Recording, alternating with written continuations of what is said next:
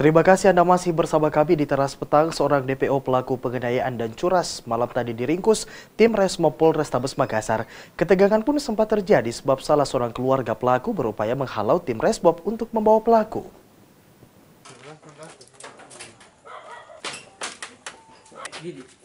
Seorang DPO berinisial D yang diduga pelaku penganiayaan dan curas Kamis malam 17 September diringkus tim Resmo Polrestabes Makassar di rumahnya di Jalan Borong Raya Perumahan Kodam. Pelaku yang tidak menyangka kalau dirinya bakal diringkus berupaya mengelak dengan mempertanyakan kesalahan yang diperbuatnya. Kendati demikian, tim Resmo Polrestabes Makassar tetap melakukan penggeledahan di rumah pelaku mencari sejumlah barang bukti hasil kejahatan pelaku. Pelaku diduga kerap melakukan aksi kriminal dengan laporan polisi yang cukup banyak di berbagai polsek yang ada di Kota Makassar. Penangkapan pelaku juga sempat terjadi ketegangan di mana seorang warga dan keluarga pelaku berupaya menghalau tim Resmo Polrestabes Makassar untuk tidak membawa pelaku.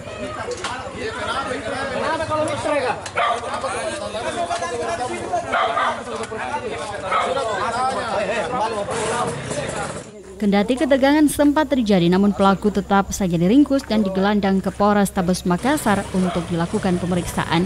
Dari Makassar, Bobi Nur Sanca, GoTV memberitakan.